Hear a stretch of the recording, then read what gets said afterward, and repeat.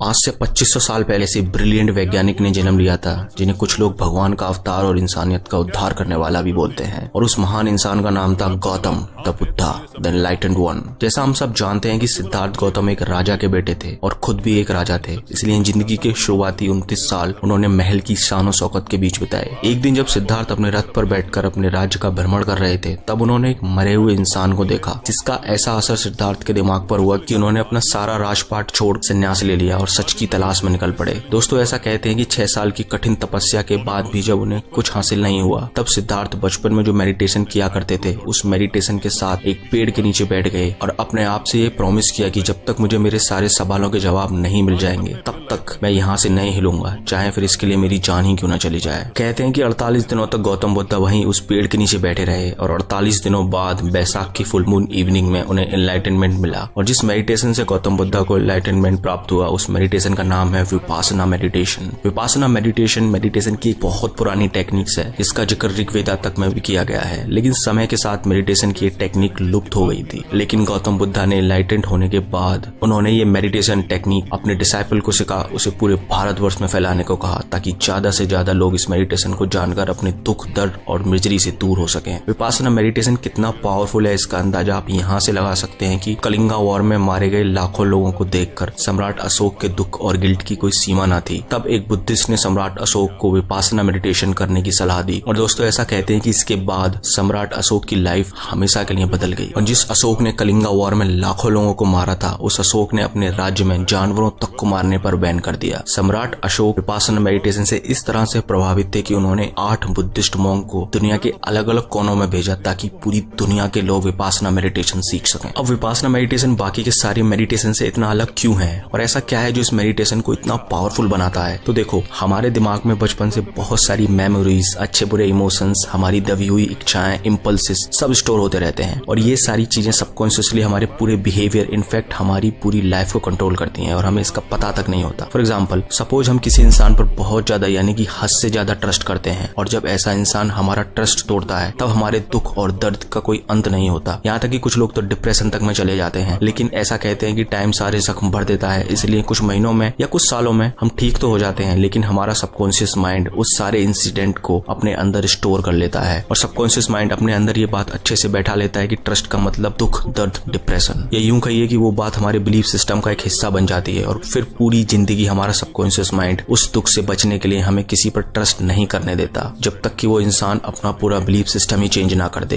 ये बस मैंने आपको एक छोटा सा एग्जांपल दिया है। ऐसे ना जाने कितने अच्छे बुरे बिलीफ से हमारा सबकॉन्शियस माइंड भरा पड़ा है। इसलिए 1937 में लियोपोल्ड सेजोंडी ने ह्यूमन पर्सनैलिटी के सबसे डीपेस्ट बिहेवियर को समझने के लिए एक ह्यूमन पर्सनैलिटी टेस्ट इन्वेंट किया था, जो कि आगे चलकर सेजोंडी टेस्ट के नाम से फेमस हुआ। लेकिन ये सब मैं आपको क्यों बता रहा हूँ? क्योंकि विपासना मेडिटेशन के लाखों फायदों में से एक फायदा ये भी है कि विपासना मेडिटेशन से आप अपने डीपेस्ट टू डीपेस्ट सेल्फ को जान पाएंगे। विपासना मेडिटेशन कितना पावरफुल है और ये किस हद तक इंसान की लाइफ में चेंजेस ला सकता है, इस बात का अंदाजा आप यहाँ से लगा सकते हैं कि विपासना मेडिटेशन भारत की तिहाड़ जेल से अमेरिका की डोनाल्डसन प्रिजन तक में कैदियों के बिहेवियर को सुधारने के लिए कराया जाता है, ताकि कैदी बाहर जाकर दोबारा से क्राइम ना करें। अब मैं ये नहीं बोल रहा हूँ कि आप लोग सब क्रिमिनल हैं ना। विपासना मेडिटेशन के 94 देशों में 202 से ज्यादा सेंटर हैं, जिसमें लाखों लोगों को विपासना मेडिटेशन सिखाया जाता है। सो आप जानते हैं कि विपासना मेडिटेशन आखिर है क्या? विपासना शब्द 2 शब्दों से मिलकर बना है, वी एंड पासना। वी का मतलब होता है विशेष और पासना का मतलब होता है देखना, यानी कि विशेष तरीके से देखना। विपासना के बारे में बौद्ध धर्म के ग्रंथ सतीपट्ठान सुत्ता और महासतीपट्ठान सुत्ता में बहुत डिटेल्स में बताया गया है। तो उन्हीं ग्रंथों के अनुसार विपासना मेडिटेशन को 4 भागों में बांटा गया है: कायानुपासना, वेदानुपासना, चित्तानुपासना एंड धम्मानुपासना। फर्स्ट, कायानुपासना। विपासना मेडिटेशन की शुरुआत सांसों पर ध्यान लगाने से होती है। बाकी के मेडिटेशन टेक्निक में सांसों को लंबा और गहरा लेने को कहा जाता है, ताकि हमारा दिमाग जल्दी से शांत हो सके। लेकिन विपासना मेडिटेशन में आपको ऐसा कुछ नहीं करना है। इस मेडिटेशन टेक्निक में आपको बस अपनी सांसों पर ध्यान लगाना है, चाहे सांस छोटी हो या लंबी हो या गहरी हो, उसे बदलना नहीं है। अपनी और अपनी सांसों की सच्चाई को देखना है। अब ऐसा 2 रीजंस की वजह से किया जाता है। फर्स्ट, हर 9 सेकंड के अंदर हमारे दिमाग में कोई दूसरी थॉट आ जाती है, तो उस 9 सेकंड के साइकिल को तोड़ने के लिए हमें सांसों पर ध्यान लगाने को कहा जाता है, ताकि हमारा कंसंट्रेशन गहरा हो सके और हम रियल विपासना मेडिटेशन को ठीक से कर सकें। दूसरा, जब आप कुछ दिनों दिनों तक अपनी सांसों पर ध्यान कर लेंगे तो आपकी नोज के आसपास आपको कुछ सेंसेशन फील होने शुरू हो जाएंगे। तो इसलिए पूरी बॉडी में सेंसेस की अवेयरनेस को इंक्रीज करने के लिए सांसों पर ध्यान लगाने को कहा जाता है। अब सांसों पर ध्यान लगाने के अलावा जो आपको एक और काम करना है वो ये है कि जब भी आप किसी चीज को देखें तो उस चीज से उसकी आइडेंटिटी को हटा दें। देखो, बचपन से ही हमारे दिमाग को प्रोग्राम करना शुरू कर दिया जाता है कि ये कुत्ता है, ये बिल्ली है, ये पेड़ है, ये गाय है, एक्सेट्रा एक्सेट्रा। अब 2 मिनट के लिए अपने दिमाग से निकाल दो कि ये कुत्ता है, फिर इसे देखो। तो इस तरीके से देखने पर पता है क्या होगा, आपका दिमाग ये समझने की कोशिश करने लगेगा कि अगर ये कुत्ता नहीं है तो आखिर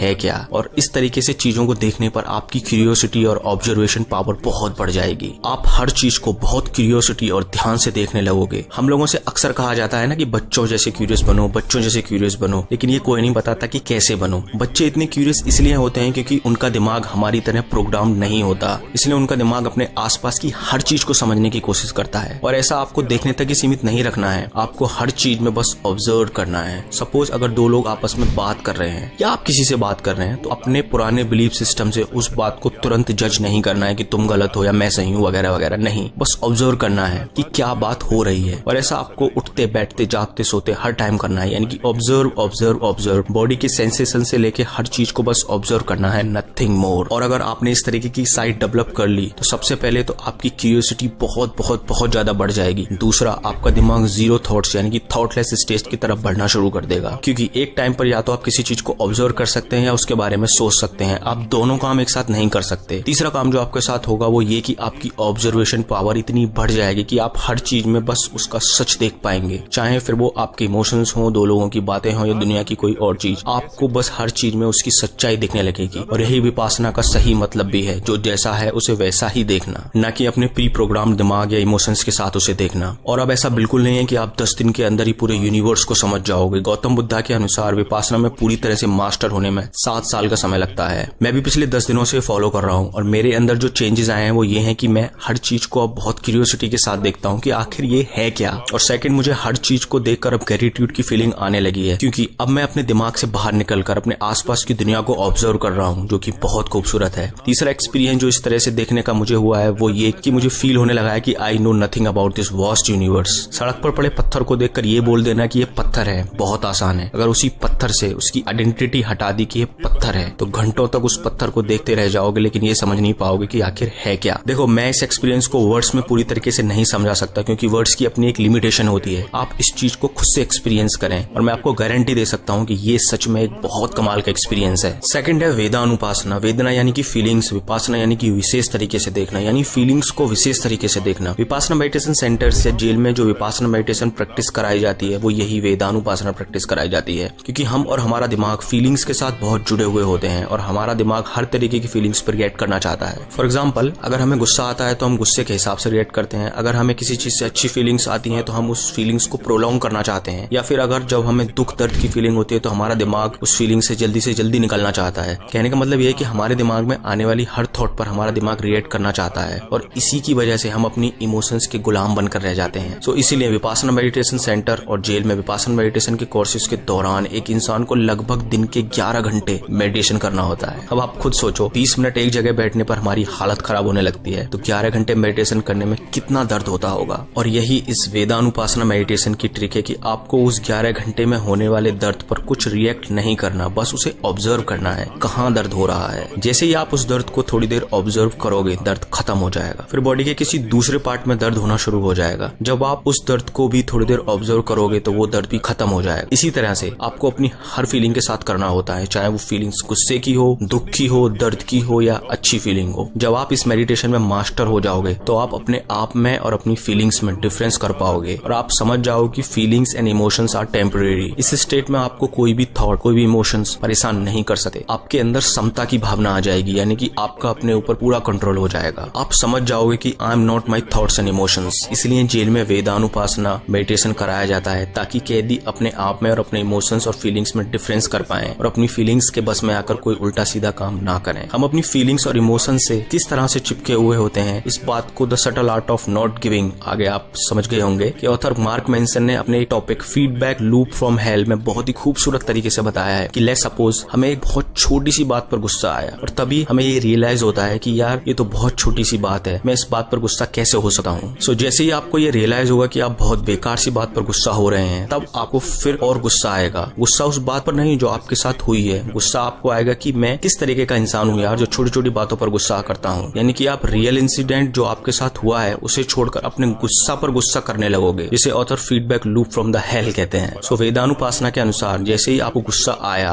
और आपने उस गुस्से पर रिएक्ट करने की बजाय अगर उसे ऑब्जर्व कर लिया, तो आप इस so called feedback loop from hello से भी बच पाओगे, जिससे धीरे धीरे आपको अपने ऊपर कंट्रोल बढ़ने लगेगा। थर्ड है चित्तानुपासना। चित्ता यानी कि मन, विपासना मतलब कि विशेष रूप से देखना, यानी कि मन को विशेष रूप से देखना। मैंने इस वीडियो की शुरुआत में बताया था कि आप विपासना मेडिटेशन के थ्रू अपनी डीपेस्ट सेल्फ को जान सकते हैं, तो इसी चित्तानुपासना के थ्रू आप अपने अंदर छिपे डीपेस्ट सेल्फ को जान सकते हैं। क्योंकि चित्तानुपासना मतलब कि माइंड कॉन्टेम्पलेशन। मैंने अपनी एक वीडियो में बताया था कि हमारे दिमाग में एक दिन में लगभग 72,000 थॉट्स आते हैं और उन 72,000 थॉट में से 80 to 90% थॉट्स वेस्ट होती हैं। और ये बेकार थॉट्स हमारे ब्रेन में ठीक उसी तरह से काम करती हैं जैसे कि जब किसी नदी या तालाब में बहुत गंदगी या मिट्टी होती है तो उस नदी के तल को देखना बहुत मुश्किल होता है, लेकिन जब एक बार वो मिट्टी या गंदगी साइड हो जाती है तो हम उस नदी के धरातल तक देख पाते हैं। ठीक उसी तरह इन बेकार की थॉट्स के चलते हम अपने डीपेस्ट सेल्फ को नहीं जान पाते, क्योंकि हमारा दिमाग हर समय इन्हीं बेकार थॉट्स को सोचने में लगा रहता है। अब चित्तानुपासना मेडिटेशन के अनुसार आपको बस अपने थॉट्स को ऑब्जर्व करना है बिना रिएक्ट किए हुए। अब वो थॉट्स बहुत नेगेटिव भी हो सकती हैं या बहुत पॉजिटिव भी हो सकती हैं, लेकिन आपको उन थॉट्स पर कोई रिएक्शन नहीं देना है। थोड़े ही दिनों में आप समझ जाओगे कि आपको किस तरीके के थॉट्स आते हैं। आपको समझ आने लगेगा कि कौन सी थॉट्स बेकार हैं और कौन सी इंपॉर्टेंट। और जब आपका ऑब्जर्वेशन गहरा होता जाएगा तब आप अपने दिमाग के हैबिट पैटर्न्स समझने लगोगे, अपने दिमाग की इंपल्सेस, अपने दिमाग की क्रेविंग्स समझने लगोगे। देखिए इन सब थॉट्स को भी आपको बस ऑब्जर्व करते जाना है और धीरे धीरे ये सारी थॉट्स आपके दिमाग से खत्म होने लगेंगी और आपको समझ आने लगेगा कि even I am not my thought. जब आपका ऑब्जर्वेशन बहुत गहरा हो जाएगा तब आप एकदम शून्य की स्टेज में पहुंच जाओगे, जहां पहुंचने के बाद आपकी लाइफ में चमत्कार होने शुरू हो जाएंगे। फोर्थ है धम्मानुपासना। धम्मा यानी कि धर्म और विपासना यानी कि विशेष रूप से देखना, यानी कि धर्म को विशेष रूप से देखना या उसकी ट्रू फॉर्म में देखना। यहाँ पर बुद्धा ने जो टीचिंग्स दी हैं उसे ठीक से ऑब्जर्व करने को कहा है। अकॉर्डिंग टू बुद्धिज्म, एनलाइटनमेंट पाने के लिए एक बुद्धिस्ट को बहुत सारे रूल्स एंड रेगुलेशंस फॉलो करने होते हैं। जैसे कि बुद्धिज्म में एनलाइटनमेंट पाने की 7 मेन स्टेजेस होती हैं: mindfulness, investigation of the nature of reality, energy, Joy of rapture, relaxation और ट्रैंक्विलिटी, कंसंट्रेशन एंड इक्विनिमिटी। लेकिन एनलाइटनमेंट के लिए सनातन धर्म में 8 स्टेजेस होती हैं: यम, नियम, आसन, प्राणायाम, प्रत्याहार, धरना, ध्यान और समाधि। और इन स्टेजेस के अलावा काफी योग होते हैं जैसे कि भक्ति योगा, कर्म योगा, जिन्हें फॉलो करके एक इंसान एब्सोल्यूट में विलीन हो सकता है। ऐसे ही अलग अलग धर्म के अपने अलग अलग रूल्स एंड रेगुलेशंस होते हैं। इस बात से मुझे स्वामी विवेकानंद के जीवन की एक घटना याद आ गई। उनसे एक बार किसी ने पूछा कि Swami ji what is religion? तब उन्होंने कहा कि रिलीजन इज द रियलाइजेशन। जिस भी धर्म को आप फॉलो करते हो, क्या आपने उस धर्म को रियलाइज किया है? क्या आपने उस धर्म को खुद से एक्सपीरियंस किया है? जिस दिन आपको ये रियलाइज हो जाएगा उस दिन सारे रिलीजन आपको एक जैसे लगने लगेंगे। सो दैट्स ऑल दोस्तों, इस वीडियो के लिए इतना ही। वीडियो अच्छी लगी हो तो लाइक करें, सब्सक्राइब करें। अब इतना सब कुछ कर दिया है तो शेयर भी करते हैं। Thank you.